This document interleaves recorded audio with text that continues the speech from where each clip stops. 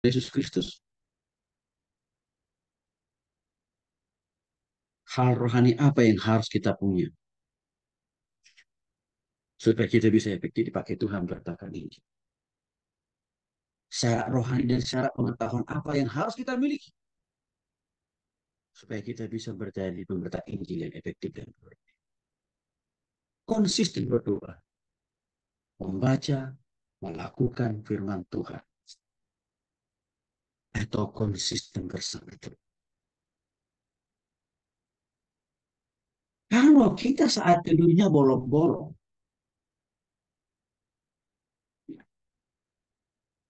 bahkan bolongnya lebih sering, mustahil kita bisa dipakai Tuhan untuk bertahan Injil. Mengapa? Karena persekutuan kita, relationship kita dengan Tuhan, bolong-bolong, putus-putus Bapak ini.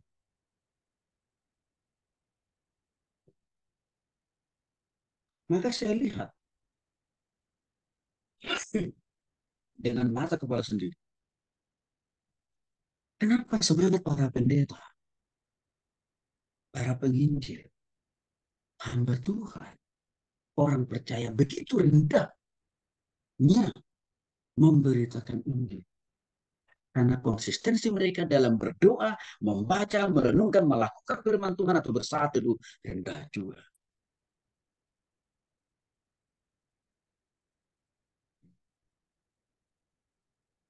Itu masalah. Karena begitu Bapak Ibu dikasih Kristus saya berkali-kali saya sampaikan saksikan kepada Bapak Ibu. Setiap hari saya masih satu dulu Bapak Ibu.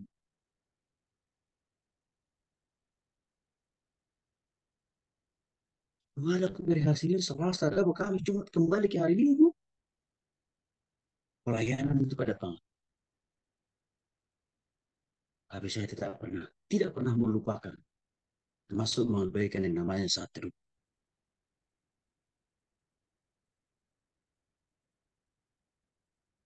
Mengapa? Karena bagi saya, konsistensi dalam bersatu dulu. Itu akan terus memelihara koneksi saya dengan Tuhan. Persekutuan saya dengan Tuhan. Hubungan saya dengan Tuhan. Sehingga apa? Hubungan yang begitu baik dan begitu indah itu akan terus memberikan saya dorongan dan semangat untuk bertanding di mana saja. Dan itu saya alami Bapak Ibu. Jadi saya berharap Bapak Ibu kita orang-orang percaya seluruhnya kita para hamba-hamba Tuhan ini ya. Jangan karena kita jam pelayanan kita sudah begitu sudah sibuk dan kita menganggap makanya kalau saya nggak saat itu pun ya pastilah Allah mengerti, Allah peduli, nggak ada itu.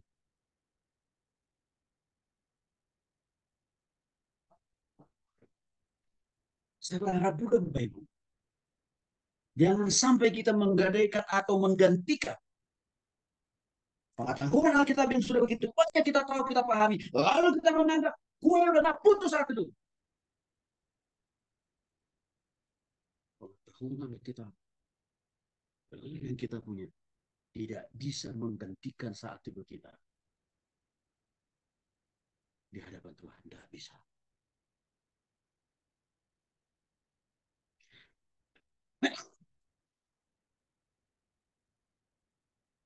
Mengapa saya katakan tadi diam-diam jemaat itu mencatat dosa-dosa kita hamba-hamba Tuhan. Mengevaluasi juga kualitas bobot kita. Mengapa Bapak Ibu? Salah satu faktornya adalah karena satu dari kita hamba-hamba Tuhan tidak konsisten di hadapan Tuhan. Maka jemaat itu tidak merasa terberkati, tidak merasa mereka dibawa terbang tinggi bersama dengan Tuhan dalam menghadapi masalah persoalan dan pergumulan. Sehingga mereka mengatakan, aduh saya sia-sia datang ke gereja hari ini. Karena aku Pak pendeta ibu pendeta tidak menjawab masalah saya, tidak menjawab pergumulan saya, tidak mendorong saya lebih semangat untuk mengasihi dan juga melayani. Apalagi kalau Bapak Ibu melayani para pengusaha dan profesional. Kalau khotbah tidak datar-datar, aduh, mereka akan bilang, mending saya cari gereja lain deh.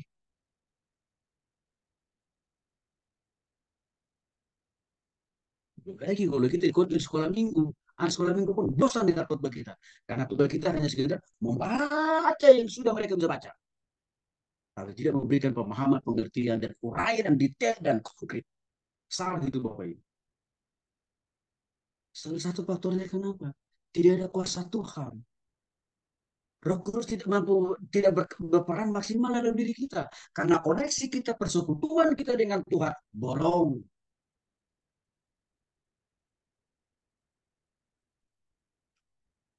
Maka perlu Bapak Ibu ketahui. Begitu banyaknya sebenarnya manfaat daripada konsistensi kita bersatu dulu. Membaca, merenungkan, melakukan firman Tuhan setiap hari. Satu, membuat kita bertumbuh dan dewasa secara rohani. Jangan lupa Bapak Ibu, pengetahuan Alkitab yang begitu luar biasa, dalam teologi yang begitu banyak, tidak otomatis menumbuhkan iman dan kedewasaan rohani kita. Tidak otomatis. Maka disitulah kita masih perlu saat itu bersama dengan Tuhan dari waktu ke waktu. Ini saya paham dan sadar betul tentang hal ini Bapak Ibu. Maka itu alasannya juga. Saya tidak pernah meninggalkan kesempatan bersatu setiap hari Bapak Ibu. Karena satu itu mensupport saya untuk terus bertumbuh dan dewasa secara rohani, secara karakter, bahkan juga dalam semua aspek kehidupan saya. Ibrani pasal 5, 13 sampai 14. Satu itu bermanfaat tuh Bapak Ibu. Memberikan sukacita alias semangat antusiasme bagi Bapak Ibu dalam melayani Ibu. Di sisi lain satu itu juga sangat berperan memberikan hikmat bijaksana atau pengertian bagi kita dalam menjawab setiap pertanyaan orang-orang kita layani. Mazmur 16 ayat 11. Bapak Ibu dikasih oleh Yesus Kristus. Satu saat ada seorang mahasiswa yang sudah saya layani waktu di kampus. Lalu dia bersaksi di hadapan ratusan teman-teman mahasiswa. Saya kaget juga dengan kesaksian. Dia bilang begini, dari sekian banyak para pendeta yang saya kenal, hamba Tuhan yang saya kenal, satu-satunya pendeta yang berhikmat, yang saya tahu, yang saya kenal, cuma Pak Tony dia. Lalu saya tanya, kenapa kau bilang begitu? Rasanya Pak Tony, setiap masalah, persoalan, pergumulan yang saya alami, saya tanya ke Pak Tony, saya sharing ke Pak Tony, kok Pak Tony selalu punya jawaban ya? Kok selalu punya solusi ya? Saya bilang itu bukan karena saya pintar. Saya hanya orang biasa dan nggak ada apa-apanya di hadapan Tuhan saya. Itu hanya hikmat dari Tuhan aja kok. Itu hasil dari saat itu. Bapak Ibu, masalah kita banyak kan? Pergumulan kita banyak dalam rumah tangga, usaha, pekerjaan, dan bisnis kan. Apalagi waktu Bapak Ibu melayani banyak orang, makin bertambah banyak masalah yang akan Bapak Ibu ada. Maka kita butuh hikmat itu. Hikmat itu tidak didapatkan melalui proses belajar secara formal. Enggak. Jadi, hikmat itu kita dapat bukan karena kita belajar S1, S2, S3, sampai S3. Bukan. Itu kecerdasan yang kita dapat dari proses belajar formal seperti itu. Tapi hikmat itu, Bapak Ibu, jadi oleh Yesus Kristus, itu hanya kita dapat melalui kedekatan kita, persekutuan kita, relationship kita yang itu. Jadi beda. Maka kalau orang tidak lagi melihara saat itu di hadapan Tuhan, tidak akan pernah dikasih Tuhan dia. Apa itu hikmat? Kemampuan yang melampaui akal pikiran ataupun juga kepintaran kita dalam menghadapi setiap masalah dan juga menyelesaikan dan bahkan memberikan solusi. Itulah hikmat yang bersifat supranatural. Satu itu Bapak Ibu, penting. Karena satu itu memberikan kekuatan baru bagi Bapak Ibu dan saya. Untuk semangat memberitakan Injil. Semangat menyaksikan kasih kuasa Tuhan.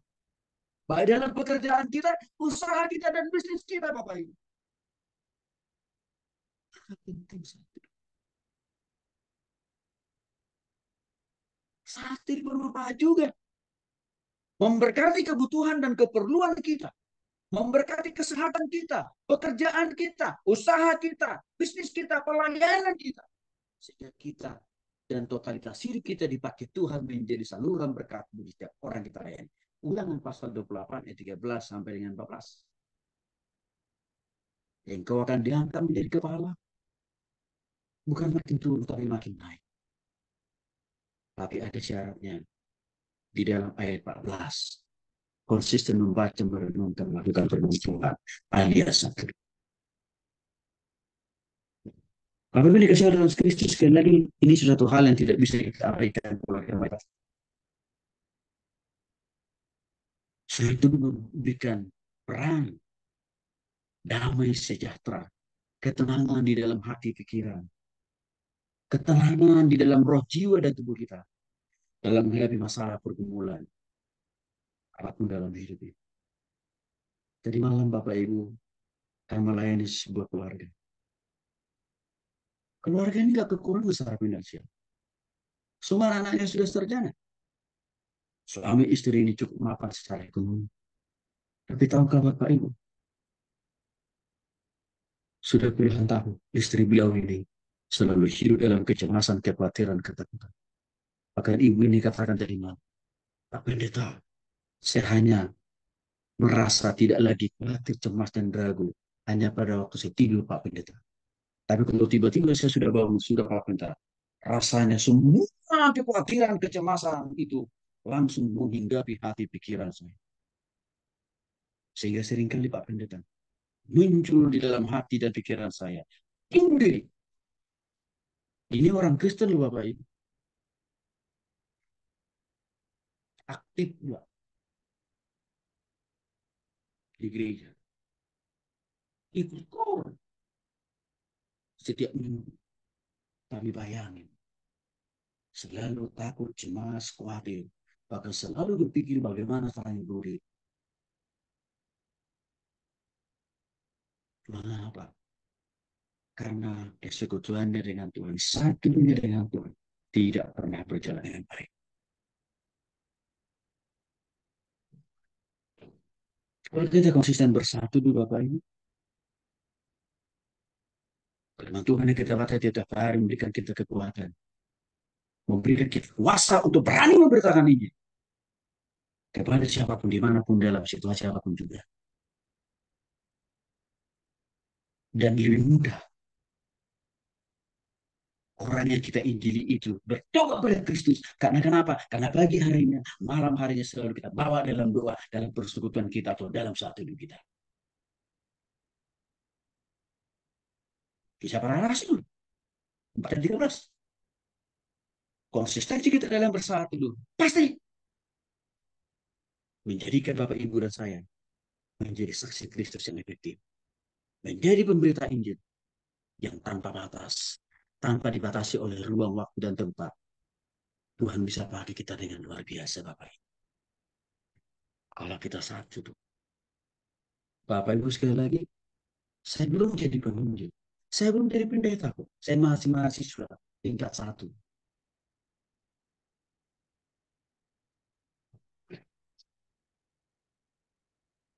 Saya selalu diberikan Tuhan kesempatan dan keberanian menginjili setiap senior-senior saya di kampus. Itu belum jadi hamba Tuhan. Belum. Apalagi tadi. Saya itu kuliah di sekuler, bukan di teologi loh Bapak Ibu. Nggak ada lah. Di fakultas ekonomi, mata kuliah penginjilan. Nggak ada lah itu Bapak Ibu. Tapi waktu saya konsisten bersatu tiap hari, rasanya ya ada keterbukaan dari senior-senior saya, teman-teman saya satu angkatan. Ada yang bisa satu angkatan. Untuk apa? Terbuka terhadap firman Tuhan, terbuka terhadap Injil.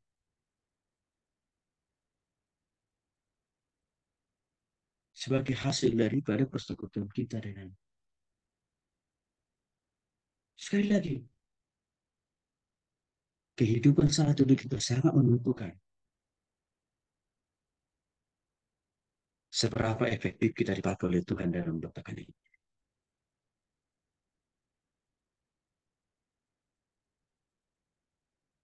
Ini menjadi penting.